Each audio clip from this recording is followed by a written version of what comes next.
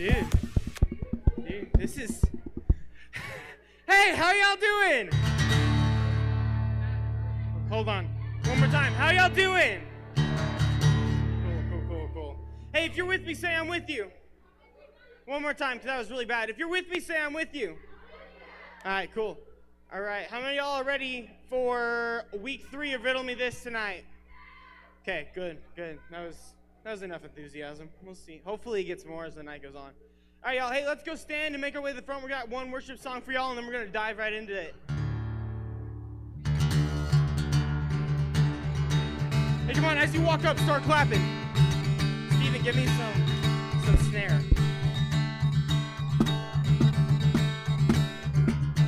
Go to the left.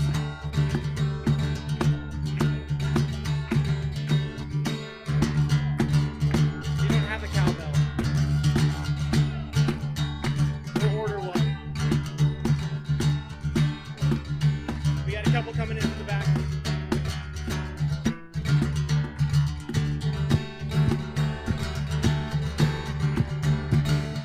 Ethan. Yeah. Cool. Y'all ready? I was buried beneath my shame. Who could carry that kind away? It was my tomb till I met you. Hey, most of y'all listen to that. That was good.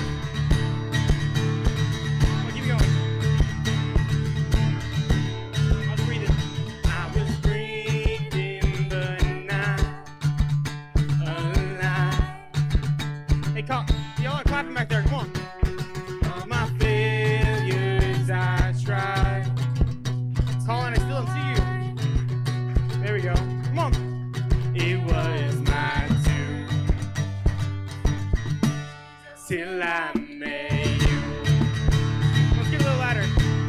You call my name, and I ran out of that grave, out of the darkness, into your glorious day. You call my name, and I ran out of that grave, out of the darkness, into your glorious day.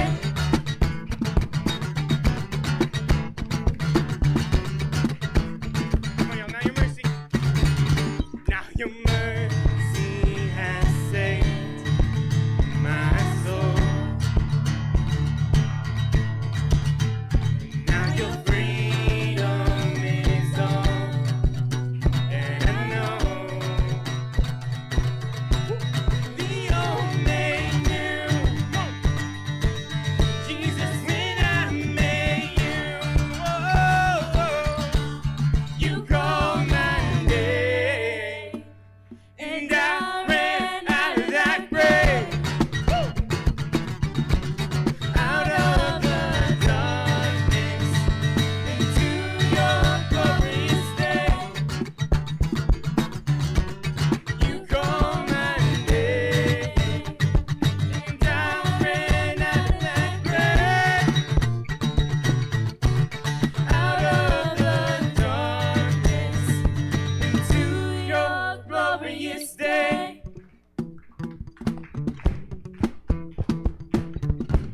Cool. Steven, let's do straight. Yeah. Hey, everybody start stomping, because we're going to change it up every week, just for the fun of it. Well, then you got to stomp louder, Joseph. I needed rescue. My sin was heavy. The chains break at the weight of your glory. I needed shelter. I was an orphan. Now you call me a citizen. Come on, sing it out. When I was broken, you were my healing. Now your love is the air that I'm breathing. I have a future. My eyes are open. 'Cause when you call my name,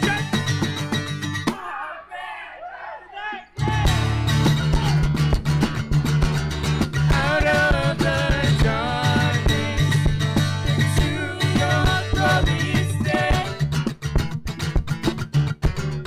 You call my name, and I ran out of that grave, out of the darkness, into your glorious day.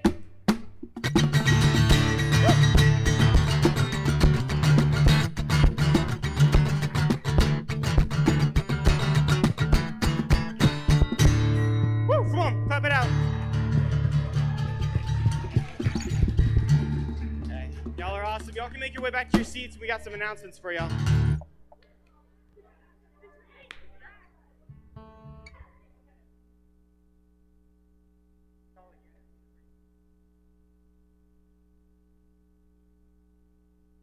Yeah, we'll grab them now. Whichever one of y'all's going. You have deja vu? Yes, I have deja vu. Look, we have feeling that. I hope so. Let's go, but it's inverted. That's Yeah, God gives me a lot of dreams like that come true, so it's about what Sydney texted me, so that's cool. Okay. Okay. This one? Yeah. Okay. Hey guys, we have announcements. I'm gonna get off the stage actually. Hold on. Okay. So we're gonna start off on Sundays. We have our youth group section, always on the piano side of the room, and you're always welcome to join us and sit over there, and we can worship as a whole youth group family. We also have a prayer box at the back of the room now, and if you ever need a prayer and you don't want to talk to a leader, you could just write it on the note and drop it in the box. And then we're in week 3 of Riddle Me This tonight. But first, we wanted to go over how respect should be in the room, and not just like on a personal basis, maybe probably on a personal basis, that's important, but also with couples, like maybe a little bit of PDA going on or something like that. But if you don't see like Caden and Sydney all up on each other, then you probably also should not be. Okay, everybody bow your heads. Dear Heavenly Father, I thank you for allowing us to come together tonight on this beautiful day. I pray that you would just open our minds and our hearts to hear what you have to say to us tonight. In your precious name we pray.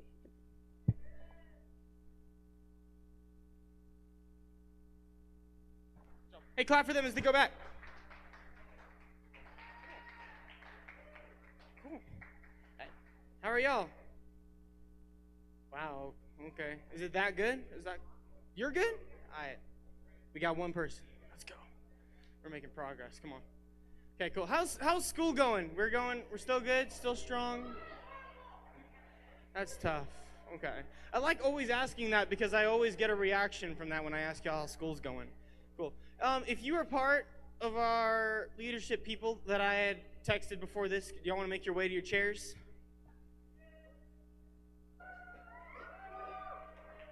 Cool. Cool. Bro, what are you doing? Y'all good? Okay. Cool. All right, so for y'all, who's been here the past 2 weeks? Raise your hands high so I can see them. Cool. Cool. That's good. Good, as you should be. Oh, okay. Anyway, Steven, can you grab the mics on the piano? Thank you. Cool. Anyway, so for those of y'all who haven't been here the past 2 weeks, we are currently in the middle of our series Riddle Me This, where we started with our leaders, our adult leaders, and we asked them to get up on stage and to answer some of y'all's questions you've been asking for the past couple months. And here at Harvest, something new we're trying to do, and we keep growing at it, is we want to be as student-led as we possibly can be. And so this is the older half-ish of our leadership team. There's probably about six kids left that are on the leadership team that aren't up here right now. And if you don't know what these guys are doing, basically they meet with me and Sid once a month, and they're the ones who help paint the windows for us. They do all the extra things. They set up the chairs.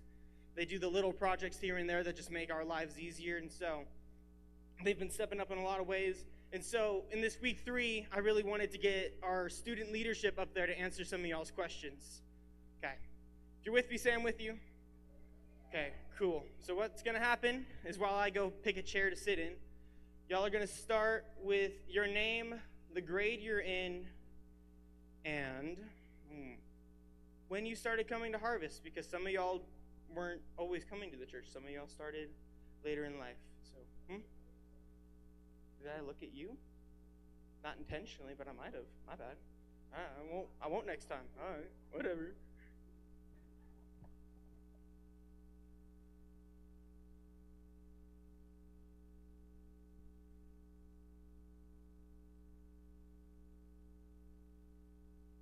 Oh, now it's on. Okay. Hello, I'm Matt.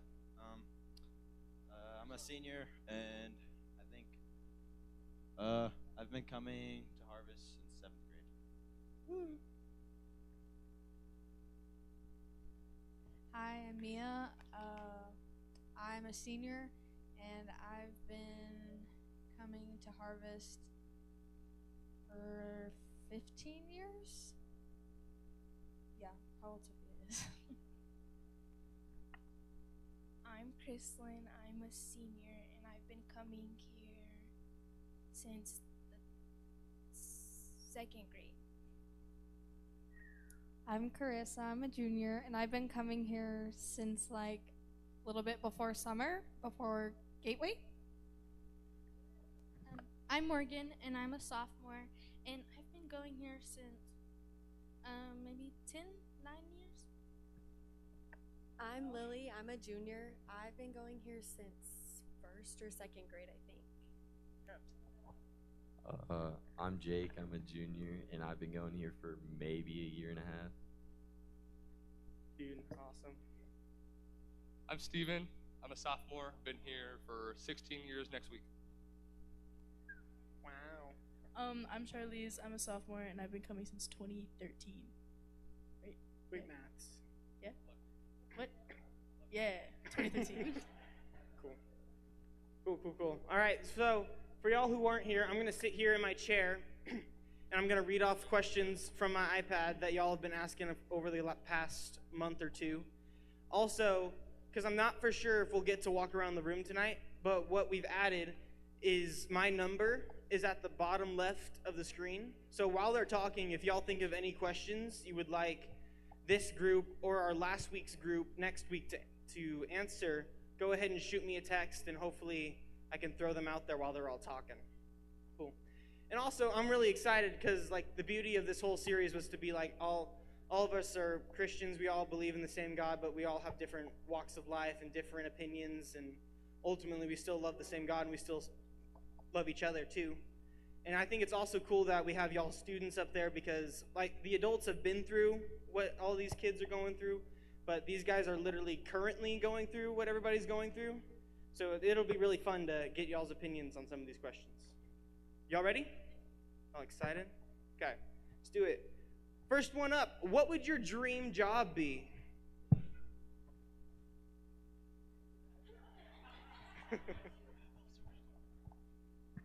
A marine zoologist. Oh shoot. I love marine life, but it doesn't pay very well, so. I had one, but I think I might just drop it just because I need to be a offensive coordinator for the Dallas Cowboys because they're so bad. That still wouldn't save them. I want to be a Go Pack, go. veterinarian. That's a dream job. So. I'm actually gonna go to school to be an anesthesiologist. I want to do medicine too. I want to be a pediatric infusion nurse. I want to be a midwife, but if my dreams came true, I'd be a stay-at-home mom. You're older than I am, bro. I don't even have a dream job. You know, fair enough. There's nothing wrong with that. Dream job, playing golf professionally or coaching kids. Oh. I'm still trying to figure it out, man. I don't even know. Good answer. Cool. Okay, y'all ready for a little more geared up one? When did you decide that you were going to follow Jesus? Since a teeny tiny little child, since I at Trinity. And why did you decide? Because it's kind of pretty much just how I grew up, but also because I, you know,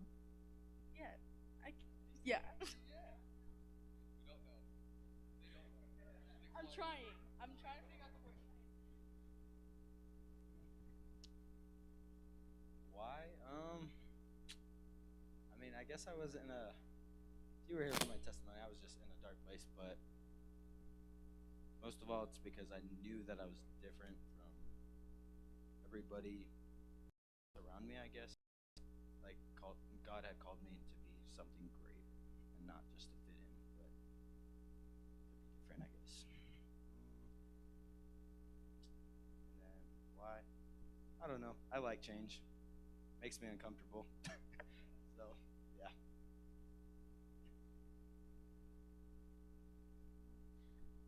Wait, it was when we decided? It was when and why? I feel like it's really funny because I also gave my life to Jesus whenever I was at camp. So if you have an opportunity to go to camp, then do it because it's great. It's amazing. And why? Well, I said this in my testimony a little while ago, but for those of you that weren't here, I just felt like a calling, pretty much. Like I could feel everybody else around me crying, and I could see them crying, and I was like, I don't know why everybody's crying. Like, that's just sad. Like, why are you crying? There's no reason to be crying. But eventually, I think he kind of just softened my heart in it. And I was in 5th grade, so if that gives you an idea of how young. But yeah, just you'll know it when it's there.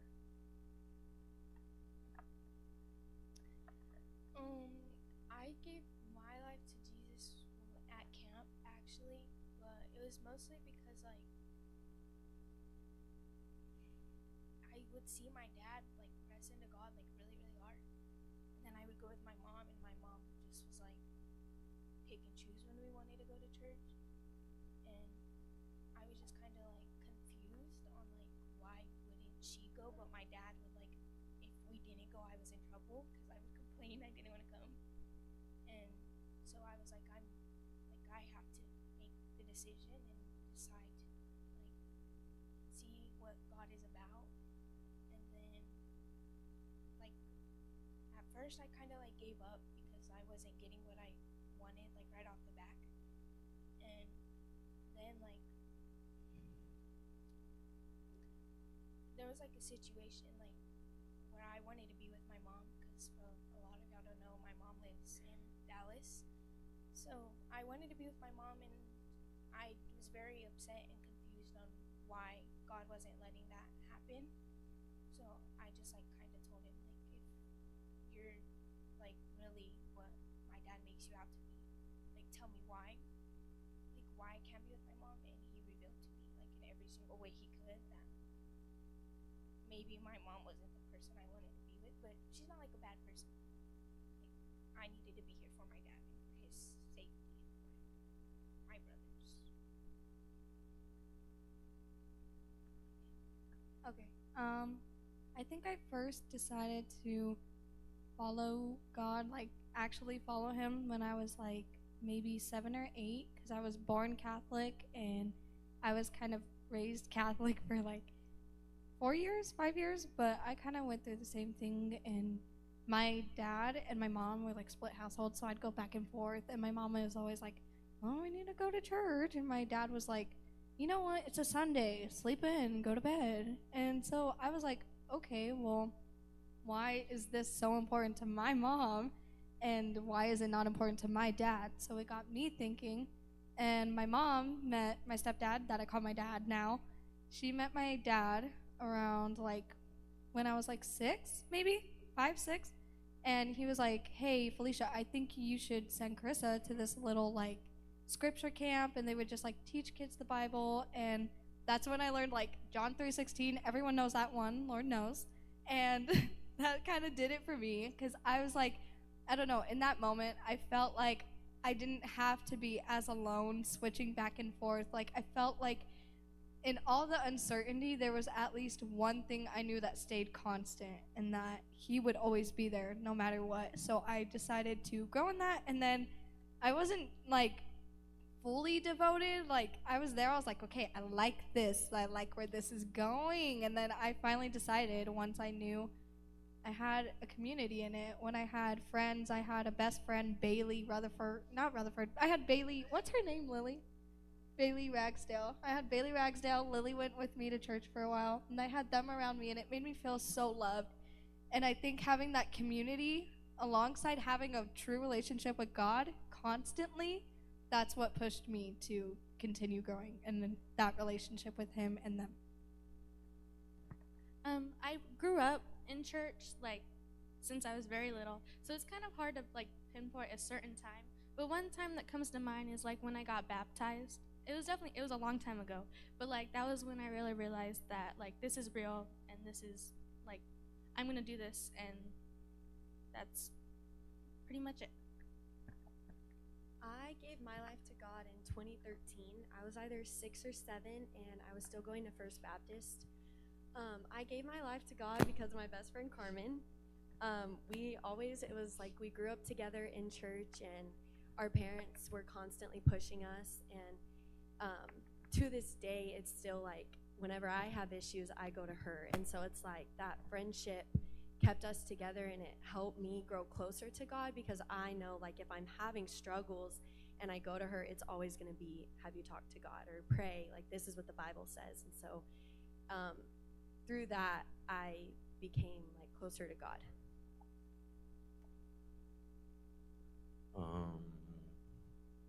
Okay, so I always grew up in church, but I don't think I truly started following God until 3.5 years ago, maybe 4.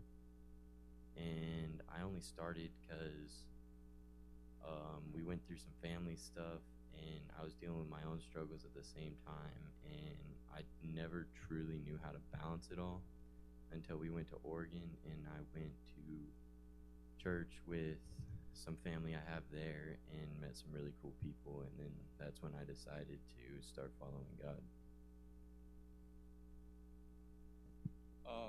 Grew up in state church. Gosh, can't talk. Probably started following Jesus when I was 5th, 6th grade. Just always loved the feeling of being around him. Worship was my thing. Just felt peaceful, quiet.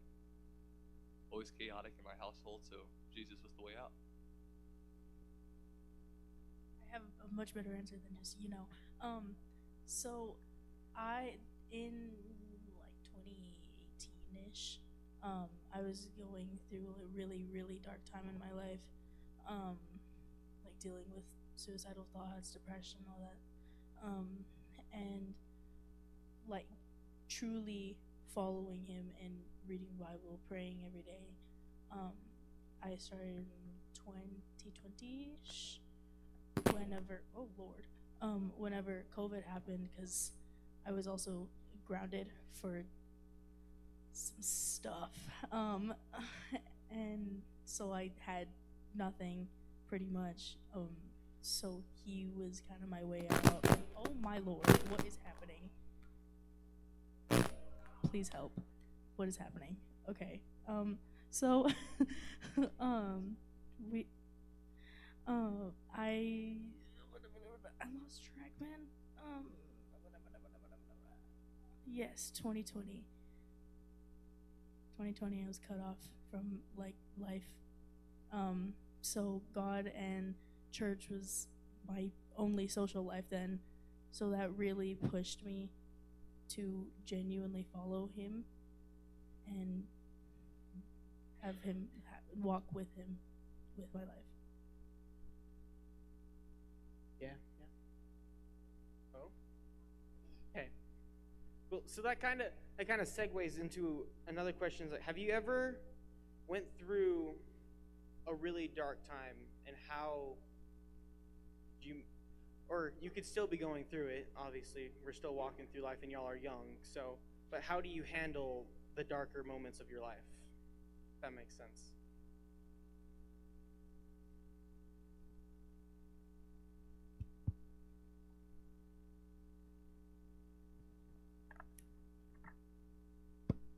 I think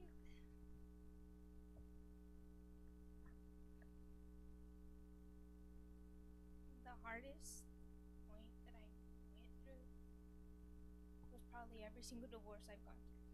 My mom and my dad got divorced when I was little, and I don't remember really any of that because I was never really with my mom, and I remember a lot with my dad, but that's like for a different time. And then 2020, December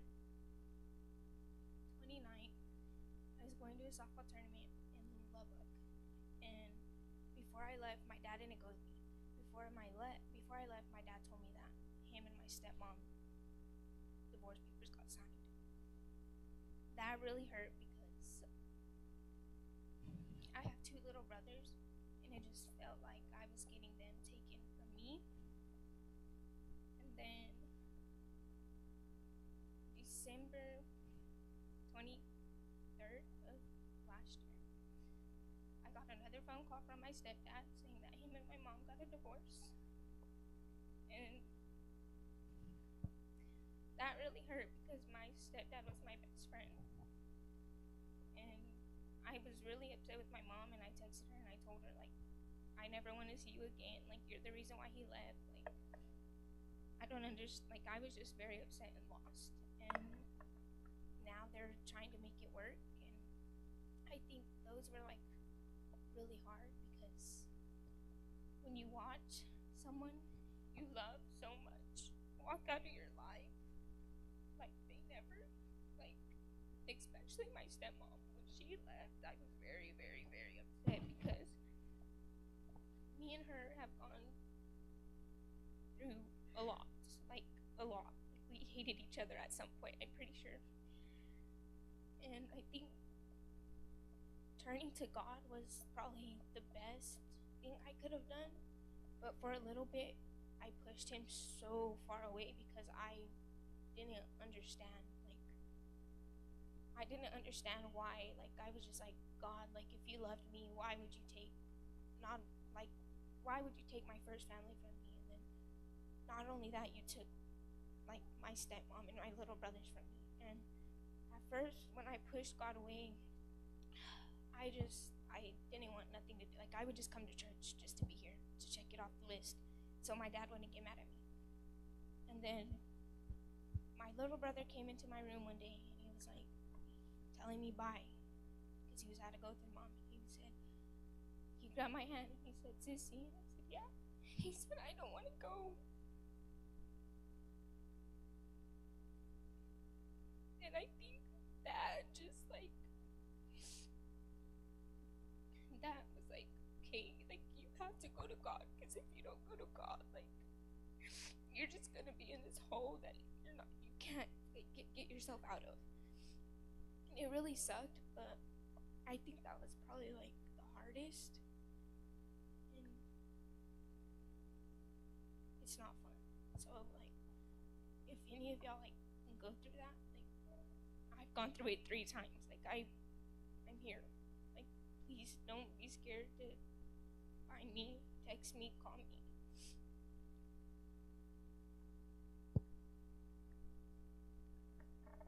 Okay. Wait, can you repeat the question? Sorry.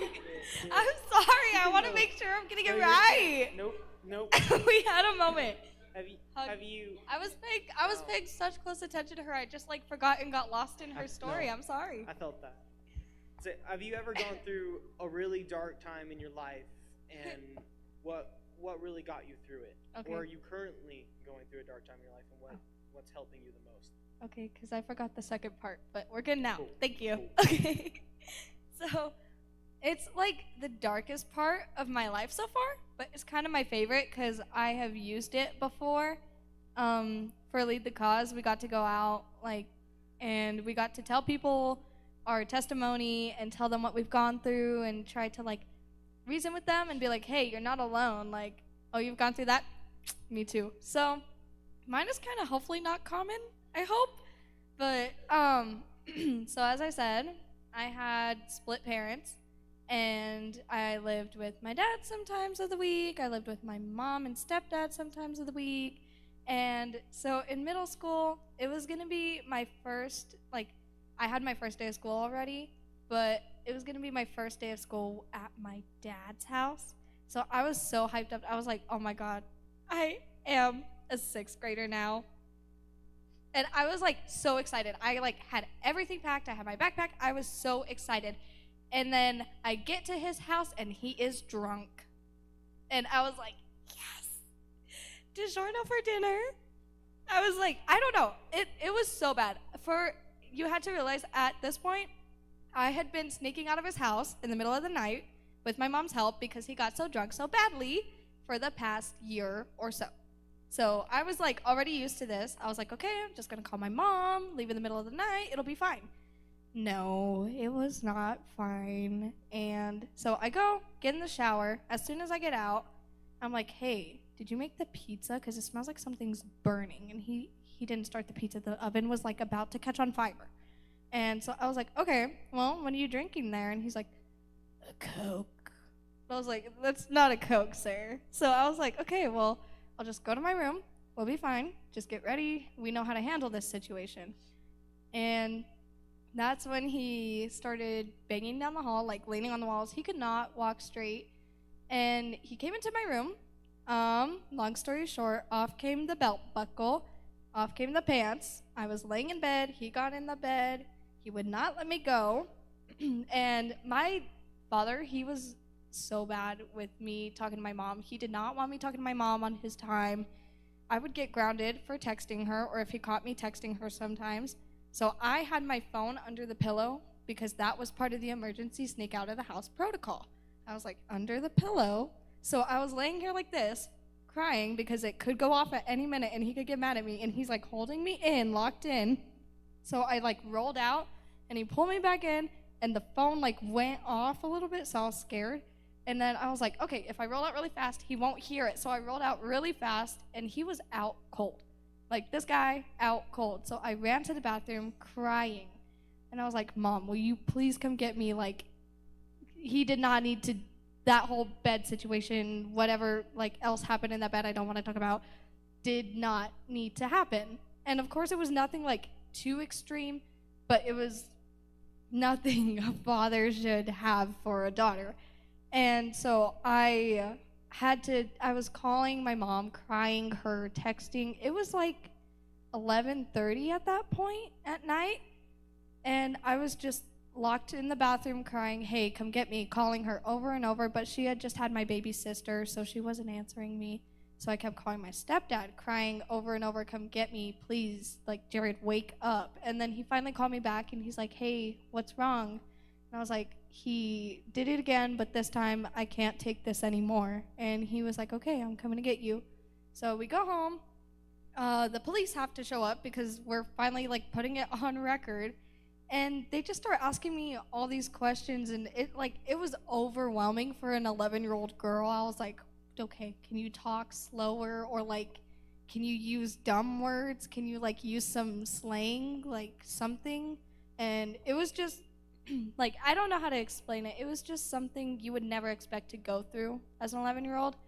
So later that year, I got subpoenaed to criminal court for that case. And it was the hardest thing to sit there in court. They got me a little support dog. It was nice. I love that dog. And so I'm sitting there with my dog and like petting it, and I look up, and there's my bio dad sitting there. And I don't know how he meant it, but he just said like, sorry. He was just like, I'm sorry. Like, I don't know if he was like, I'm sorry, like, I'm gonna get you out of the situation, like thinking he's still in the right, which probably was that, because he kept fighting. We fought for custody for 3 more years for me. And every time we'd go to court, I would just picture the way he looked at me like he knew he was wrong but wouldn't admit it. And then later I found out my stepdad was also an alcoholic. So he turned himself into rehab though. And so I feel like that was the best of it, honestly, was whenever my stepdad turned himself into rehab, because that showed me the difference between what happened and what should have happened. If he really cared and loved and wanted that change, then yeah. And I know the difference was that my stepdad had God in his life and my dad did not. Like, my stepdad was rooted, and he knew that no matter what he did, he knew that what he did was wrong and that he had his family there waiting at home for him.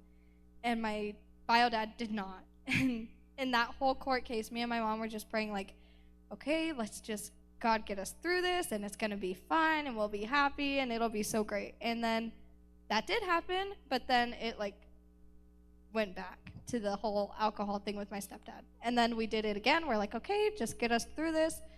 And I feel like that's what got me through it, was not just God, but my mom.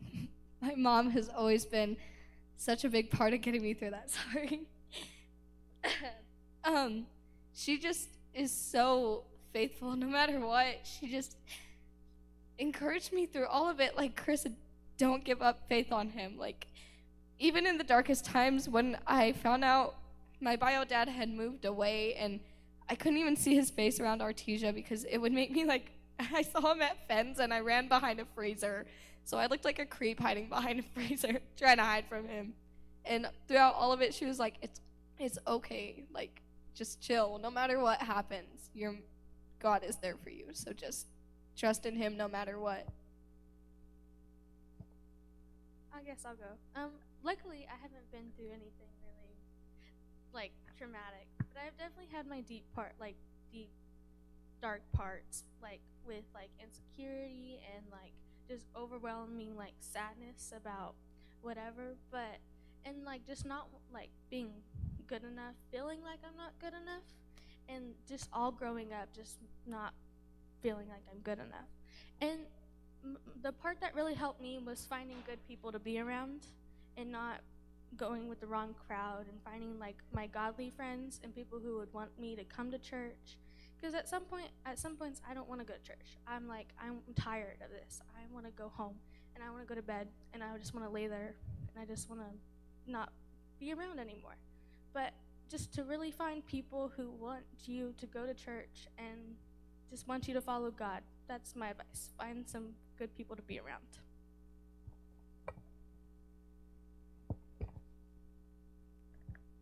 I'll go. So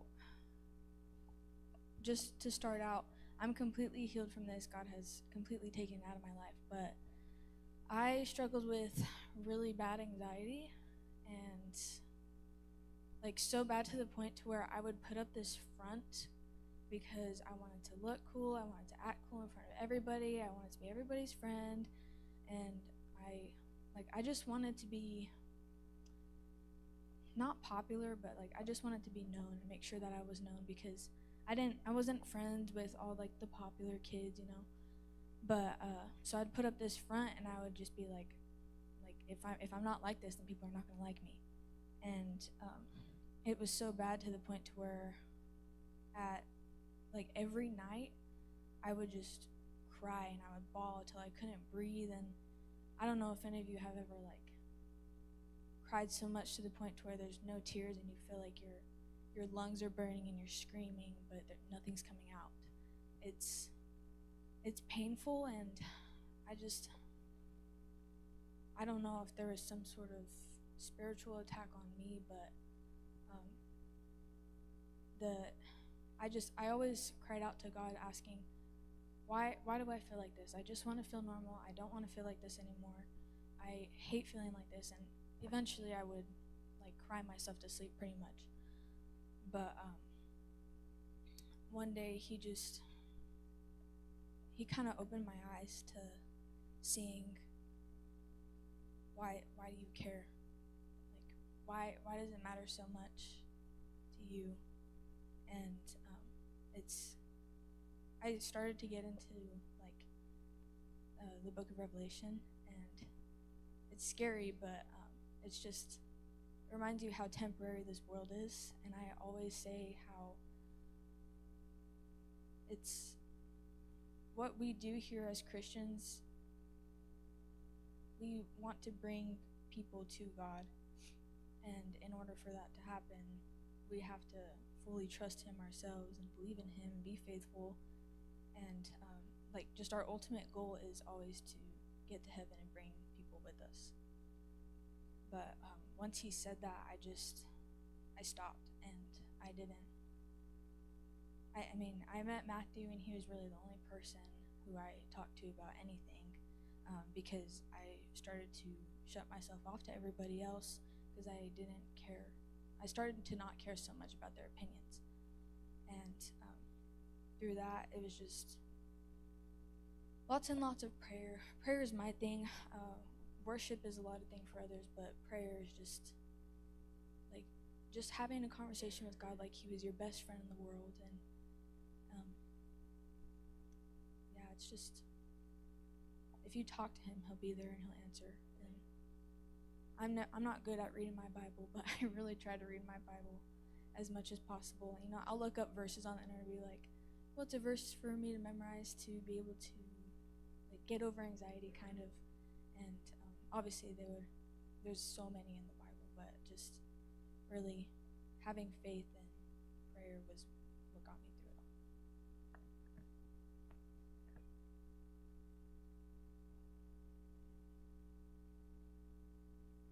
I got the question. Okay, so like she said, I've already been healed from it, but like I struggled with you were here for my testimony. Oh my gosh, like this guy. Anyway, I struggled with pornography.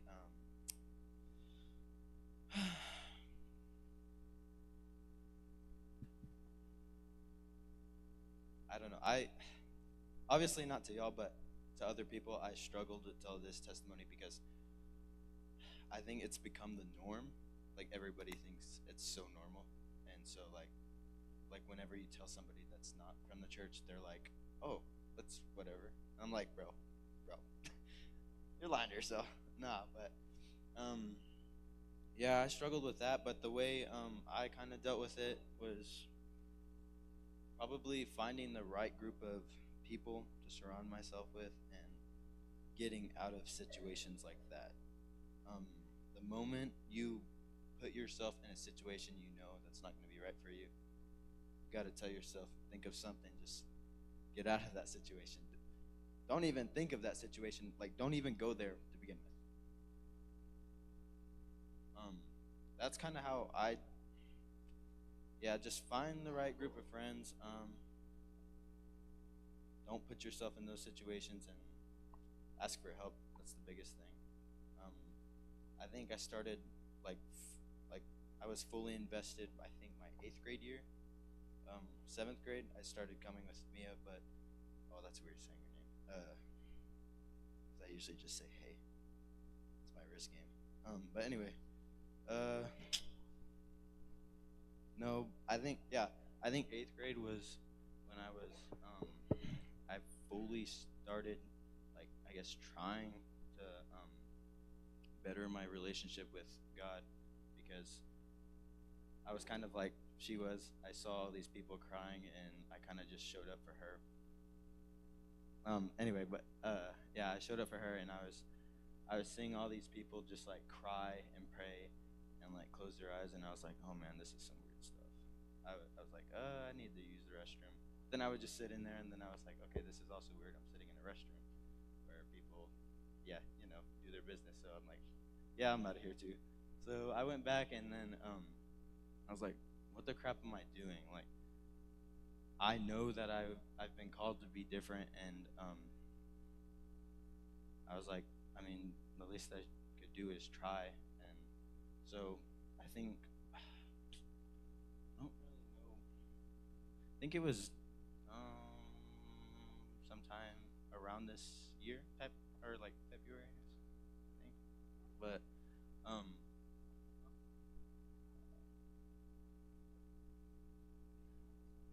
no, I don't know, freshman year. I don't know. It was my I don't know. I'm thinking. Sorry. Anyway, but yeah, I kind of just decided. I was like, let's give this thing a try. And it all kind of just started there. But the only reason I was able to start was by finding that one person, which was Mia. And not saying that you should get into a relationship, children. But I'm just saying that surround yourself with people that are going to be there for you. Most of all, even if you don't feel like you can hear God, pray anyway, because He hears you. And He's always going to provide that one person. And it goes the same way. Like, as soon as you get saved, you may be that one person that other person's needing. So that was the other thing I learned with my testimony. So that was pretty good.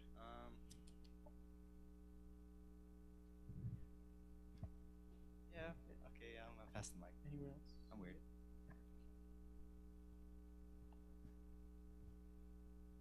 All good? Or Yeah. you got one? You're good. We're good. You want to share? I don't care. Share if you got Okay. something.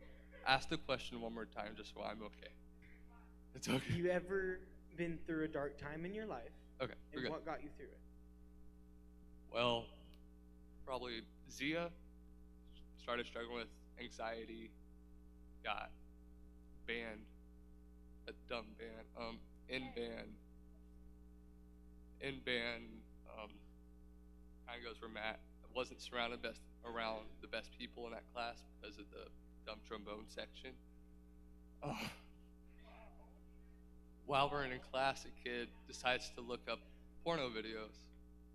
And so instead of going to talk to a parent, something like that, I go home and I look it up.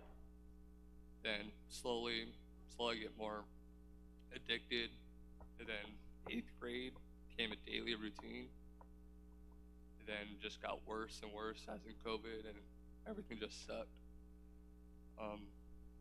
Best way to get out of situations like that is remove yourself, get help, ask people questions, don't look things up. I love putting worship music on, listening, just sitting there, and it's really it.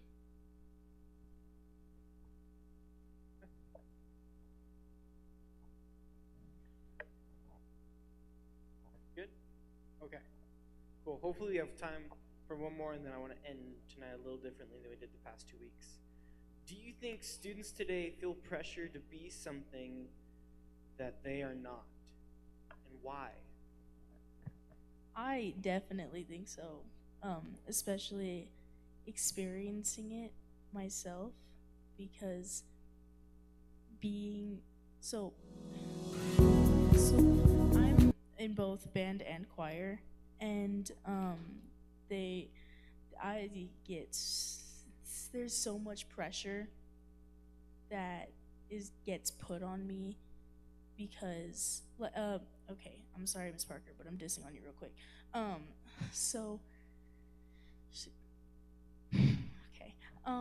So Miss Parker, she is very adamant about me becoming a professional singer or becoming a music teacher,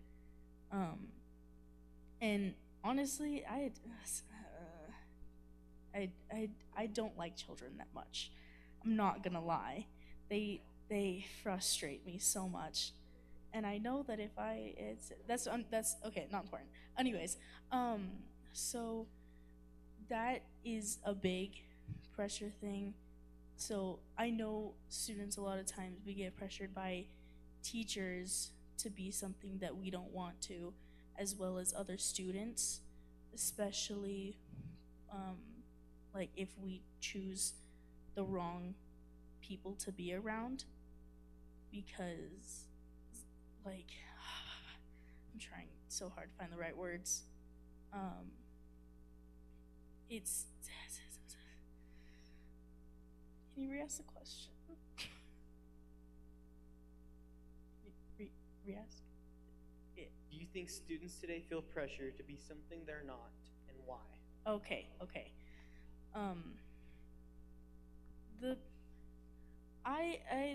I kind of get this from my mom, but what? Okay, I believe that us Gen Z, we are such a powerful generation, and we have so much. God has so much planned for us. So I know the devil is working real hard to try and destroy what God has for us. So that the worldly stuff is very, very pressuring. So I hope that made sense. So I have learned just from like being in the high school that, you know, like if you're in AP classes, then you're too smart or it's not going to be good for you. But if you're in regular classes, you're not smart enough. But if you're in dual credit classes, what's the point? They're not going to transfer. And I feel like it's hard because wherever you go, you don't fit in. You're either not the popular kid, or you're the nerd, or you don't hang out with the right crowd. And I feel like no matter where you're at, you don't fit in. You're an athlete and you're an amazing athlete, or you're not an athlete and you can't be in between. I feel like students today look at you as if you're nothing or you're literally God. Like, I don't think there's ever that in between, and so it's hard whenever you walk in the doors of a school or anywhere to feel like you're good enough. And I feel like in that moment, that's when you have to know that you're good enough and know that you were made for a purpose, and that God has made you to be you, and that you are good and you are who you are.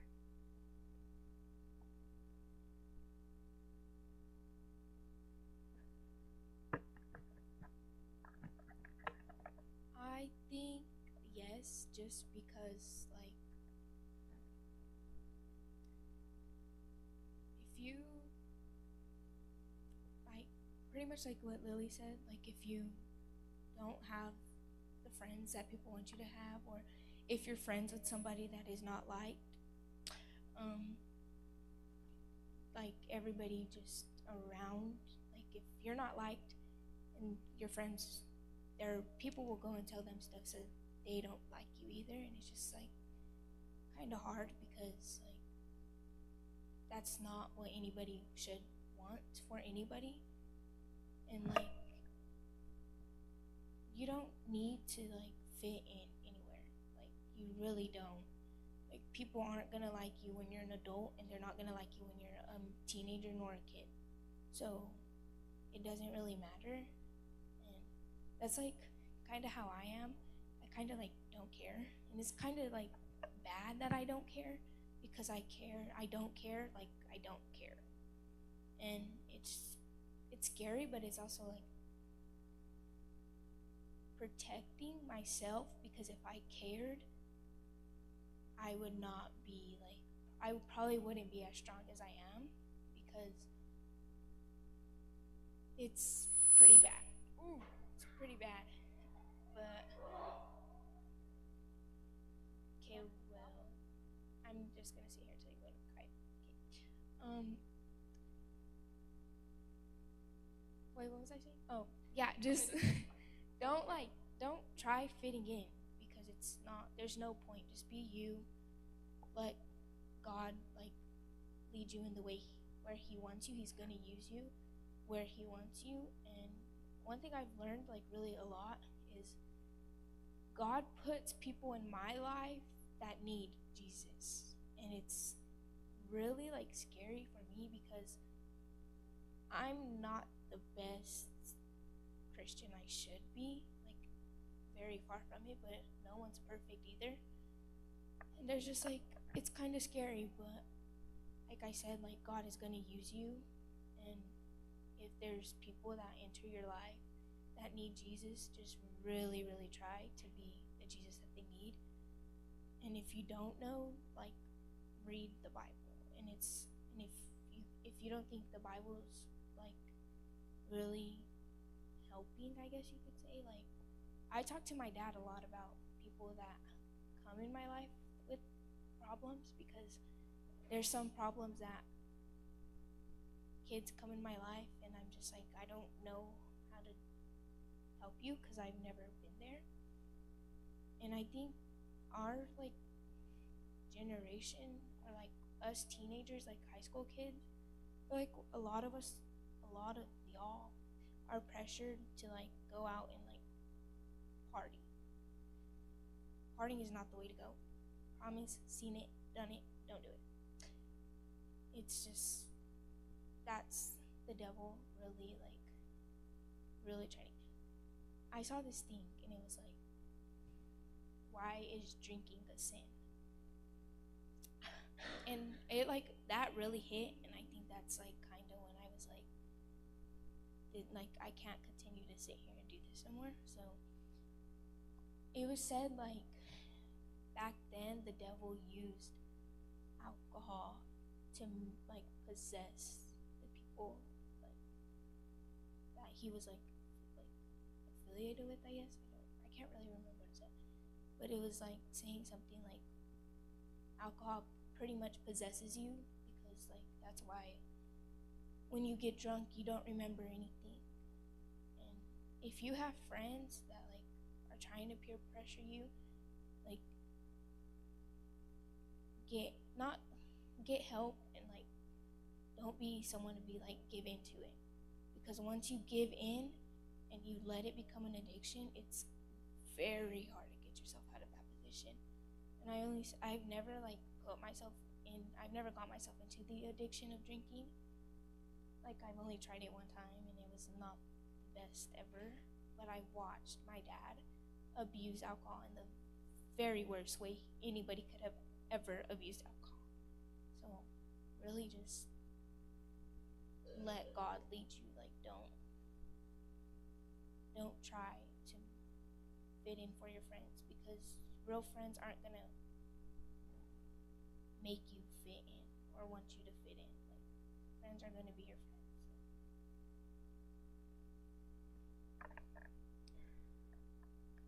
I think his mic's off.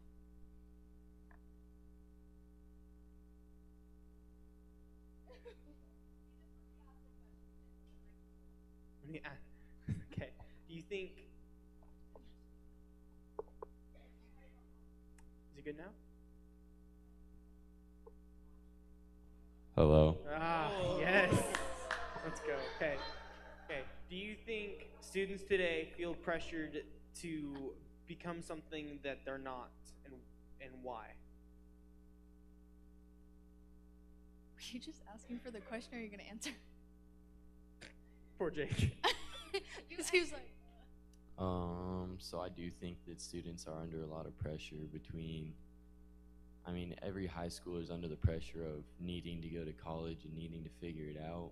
But as much as you need to figure it out, I don't think you necessarily need to follow the path that everyone wants you to follow, because there's multiple ways other than, you know, being the top of your class and in the honors classes and going to college that can get you just as far. And then with sports, there's a lot of pressure under that, but in the end, if you don't love the sport, then just don't do the sport.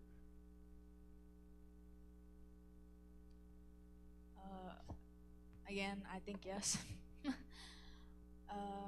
And this,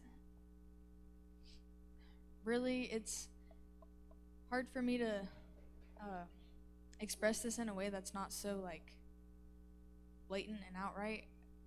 But just really, for all of you little ones in the back that are talking and on your phones and not paying attention, just think, why do you care so much? Why do you want to be popular? Why do you want to be pretty? Why do you want to be the strongest? Why do you want to be the fastest? Why do you want to have so many boyfriends? Why do you want to have so many girlfriends? Why does it care how many people you kissed? Maybe how many people you slept with, which you should not be doing. But it just, ask yourself, why do you put up that front? There's no need for any of that.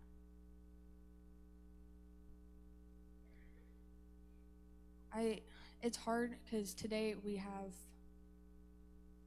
social media is a huge part of it, because you guys see a lot, especially if you follow like big influencers who do stupid stuff, and you think it's cool too, but just like all of us have said up here, drinking, partying, drugs, any of that, it's not cool. And I don't know who told you that, but you're not cool if you do that. Like, that's just, again, not to be so blatant, but like, that's ridiculous and it's embarrassing.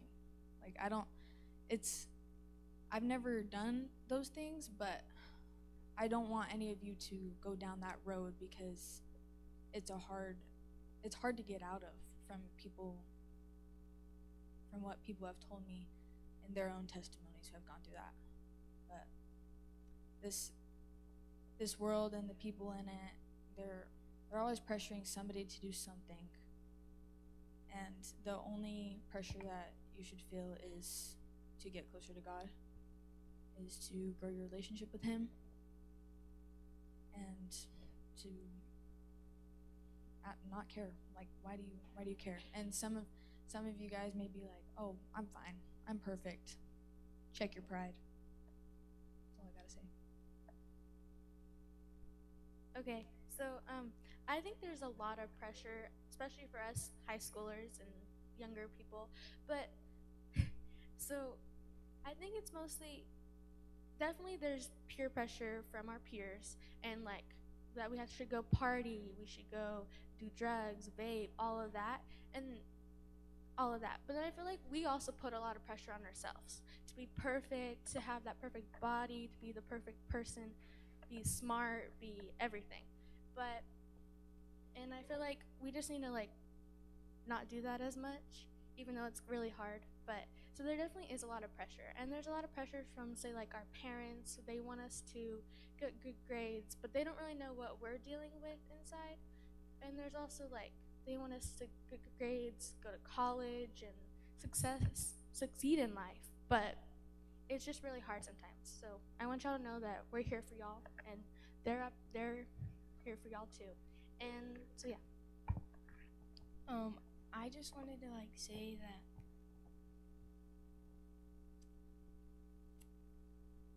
everybody has three enemies in the world. It's the world, the devil, and yourself. Don't let yourself win. Don't let the devil win, and definitely don't let this world win. The only person that's going to win through any of it is Jesus, and I promise you that. That was actually really good. Because I was about to say something like that. Oh my gosh. Jeez. Okay. Slay, they're clapping for you. Okay. So mine honestly is kind of like everything y'all said, but I feel like, yeah, there's definitely pressure, a lot from the media. We're seeing a lot of like, I don't know, a lot of uprising of like LGBTQ or, oh, Black Lives Matter, or, and then there's a lot of stuff like that still in the media, like the oppression type look of stuff, like you have to please these people, like call them correct pronouns or stuff like that, like where it's starting to become in everyday life. And that's not like the problem. The problem is overall, everyone is a people pleaser. And yeah, there's pressure from like to be popular, there's pressure to get good grades, there's pressure all around you, but the real pressure is yourself. Like, you ultimately, they can pressure you all they want to go party or drink or to be one way, but ultimately, it's yourself. Like, if you were like her whole I don't care thing she said, if you ultimately didn't care and had your identity rooted in Christ, I don't think we'd be that worried. And of course, we're all human. We're all going to fail. We're all going to be like, but I do want to be cool and I do want to be with them. So, I mean, that's everyone's mindset. That's totally fine. That's totally human. God understands. But I just feel like the pressure, like the main issue with the pressure isn't the outside force, it's the inside force. And a lot of every time, me and my mom say, like, anytime there's any problem, it's like, oh, it'll be fine. No one's going to care in college. But really, it's no one's going to care. Who's going to care once you're in heaven? So, think about that. But not really. Does anyone want the microphone? Are we doing good on time? Going once.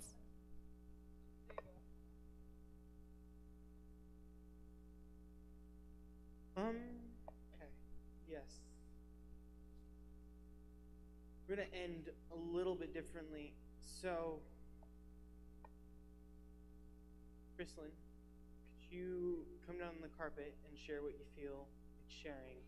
Then, if there's still time, I have a different idea of how we're gonna end tonight. But Kristen feels like she has something to share, so we're gonna. Okay. I've gotten this feeling, and I told Bianca, I think it was last week, maybe the week before that. Every time I walked in to church, I don't know why, I don't know who, but I get this really, really big, like, there's a spirit in this room that is not supposed to be in here. And I don't know who it is, and I don't know what it is. I don't know. I don't know. And I've told Sydney about it before. I've told Bianca about it before. This is not the first time, and I'm sure this ain't gonna be the last. But whatever is going on, like,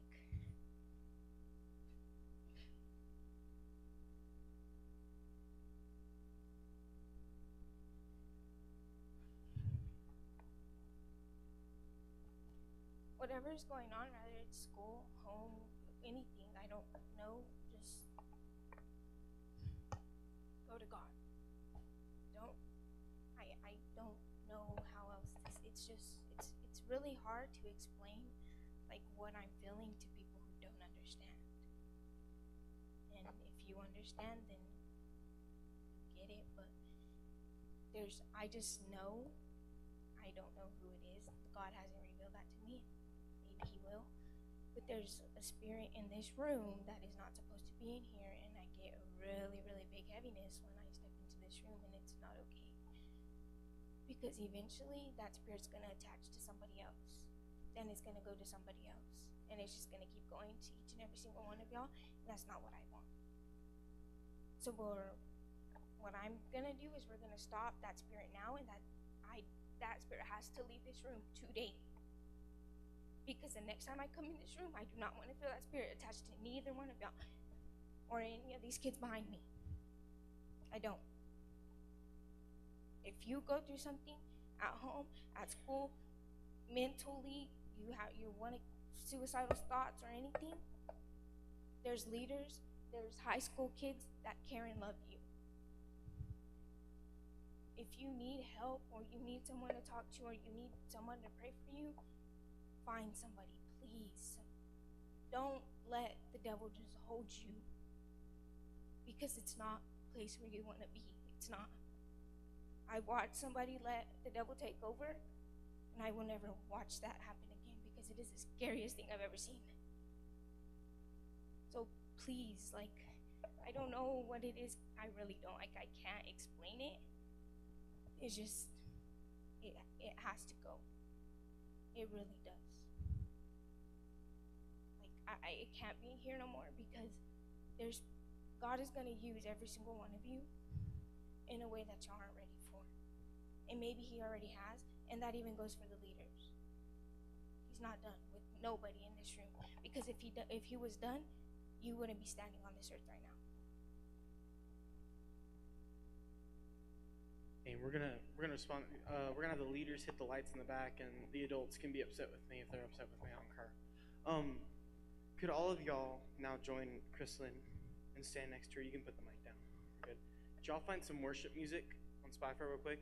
And the adult leaders, could you fill in the outside around the student leaders?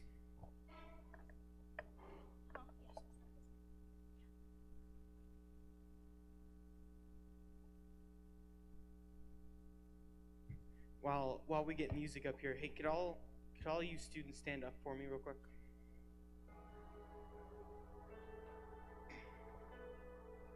Okay.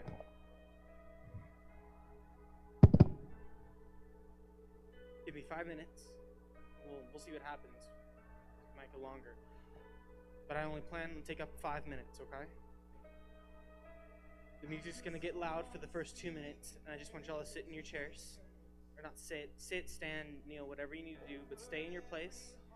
If you need to spread out, get away from people that distract you, and take 2 minutes to pray about some things that were just talked about, because we just had students come up here and talk about some hardships that have gone into their life, some mental struggles they've had, some dark places they've been into, some situations that kids shouldn't have to go through, that students were never meant to struggle through. They just came up on stage and shared it with a room of probably 40, I don't know the numbers, 40 kids that are younger than them, because they felt a calling and they felt like there was someone in the room that needed to hear the testimonies that they wanted to share. That spirit or that desire to give into the pressure, to give into the popularity, when that's not the road that you're supposed to be taking. The spirit that Kristen was talking about, that it's about time it left.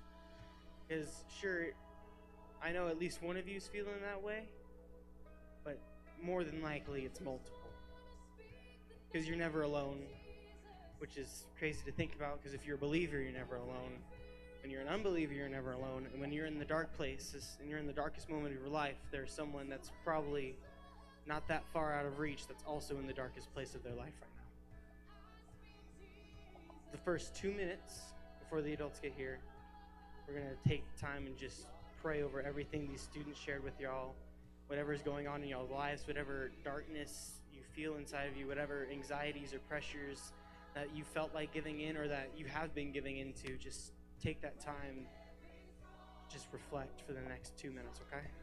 I don't want y'all that, like, I don't want any of y'all to think like I was trying to attack any of you, because I wasn't. But I'm not going to let this spirit and the devil win. Because there's so many faces in this room that God is going to use.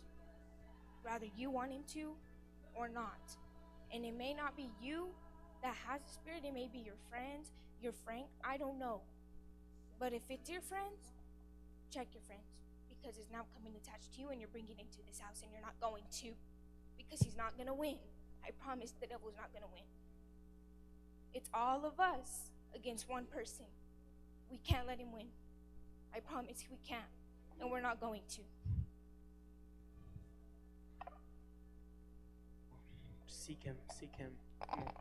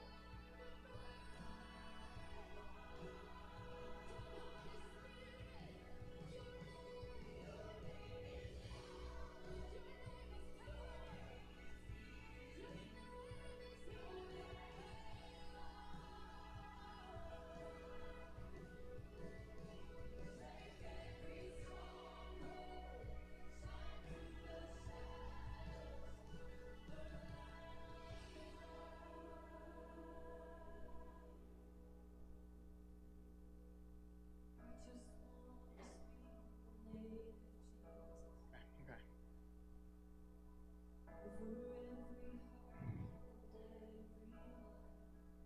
3-ish more minutes.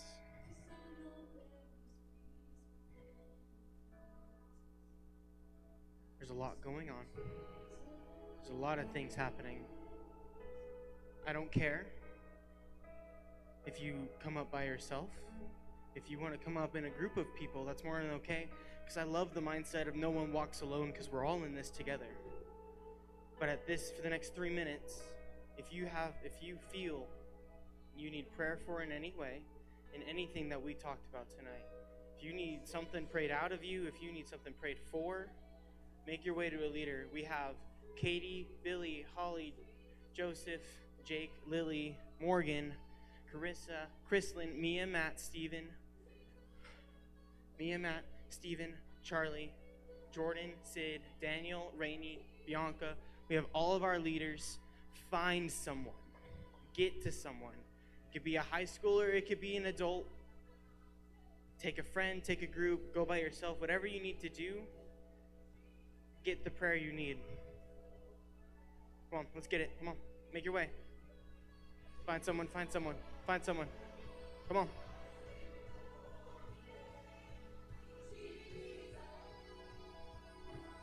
Come on, we got more. Sid and Rainey are open.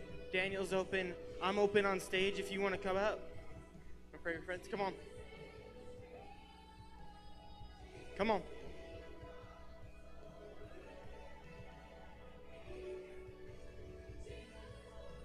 Come on. We got Steven right here. Yeah, who's open? Billy and Katie are open on the side. Hey. Come on. Daniel's open in the corner. Come on. Jake and Joseph right here too. Make sure you find someone. If you need something, don't waste the opportunity. Come on. Come on.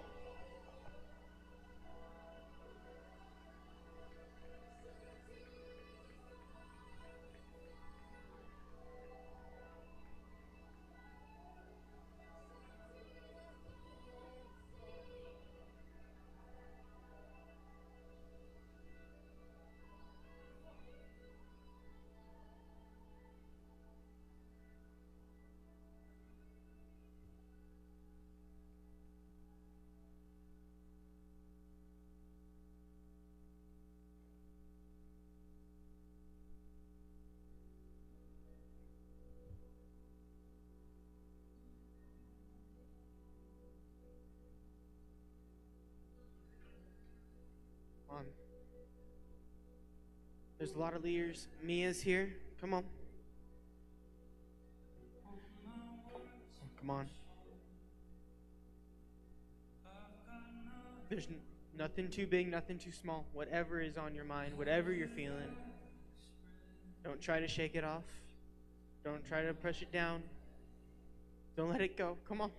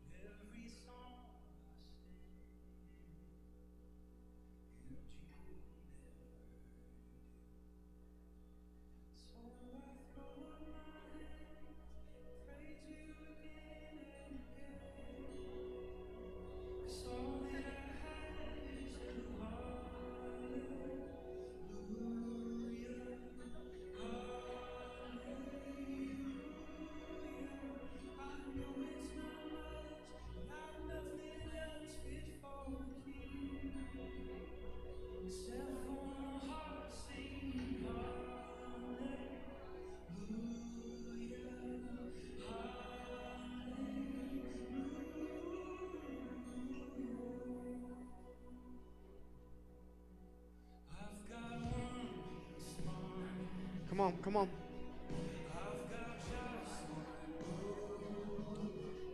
Okay. Come on. I said 3-ish. We're going to keep going until we're done. Come on.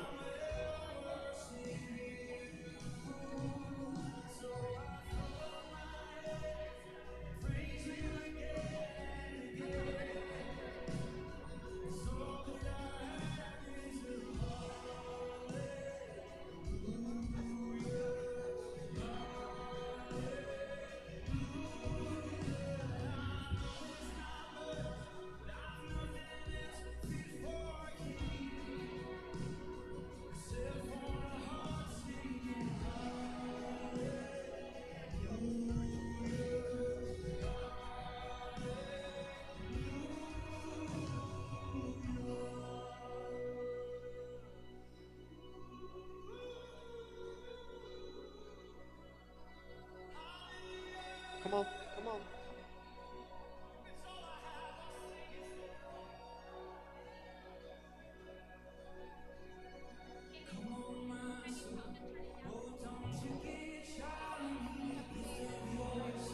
Brandon. I don't want any of you to be scared to come up here. Don't think that if you come up here, people are going to look at you differently or people are going to think you're weird for coming up here. It's not weird. And if people think it's weird, then they need to be up here with you because it's not weird. You're asking for God's help. Don't be scared to come up here, please. I feel like there's someone out there or a couple people, like, I don't know, I feel this longing to come up here, but you're scared. And I don't want you to be scared. I want you to loosen your heart and come up here because it's God calling you up here. Brandon, can you rewind it back to the beginning of that bridge and turn it back up?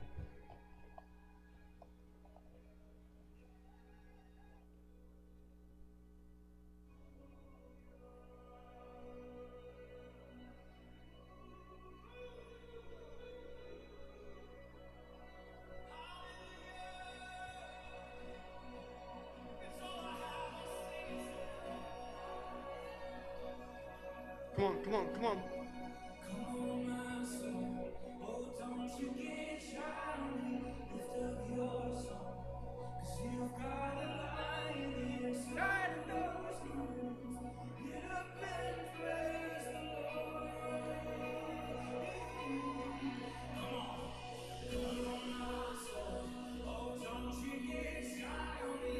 Come on, come on.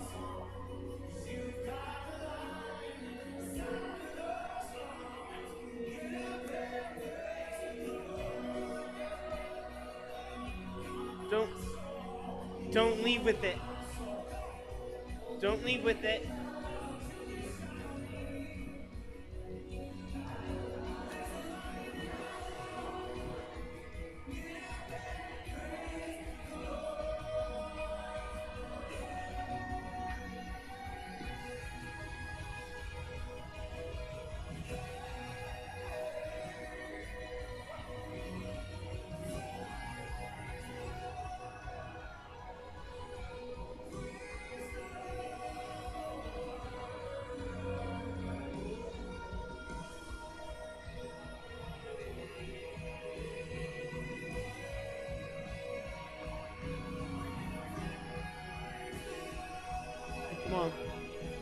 on, we got people up here. Come on, come on. Hey, don't be afraid. Come on, we got Jordan up here. Mia, Kristen, and Carissa are up here. Come on. Matt and Steven. Eric's up here. Don't leave without something. Come on.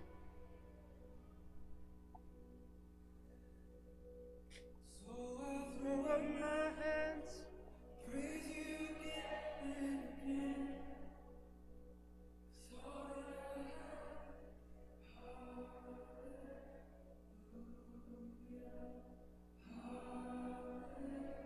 and I know it's not much, I've nothing else fit for a king, except for a heart sing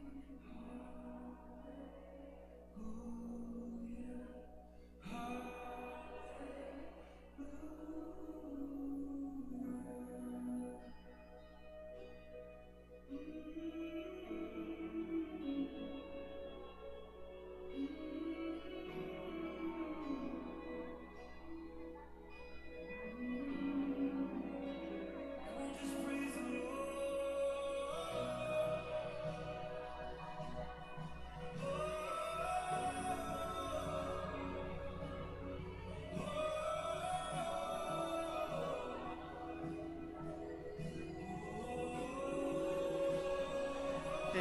the worship music's gonna keep going until everybody leaves, whatever. If you're ready to go, feel free to leave. If your parents are waiting on you, it's okay to go to your parents now. If you are ready to go home, it's okay. We love y'all. If you have any questions, text that number, text my number, put a question in the prayer box. Next week is me, Oscar, and Sid. It's gonna be a great night. We love y'all. If you're ready to go, if you want to spend more time in the Spirit, just sit here. I'm going to sit up here. Most of us are going to sit up here for a while longer. We love y'all. If you need to go, you can go.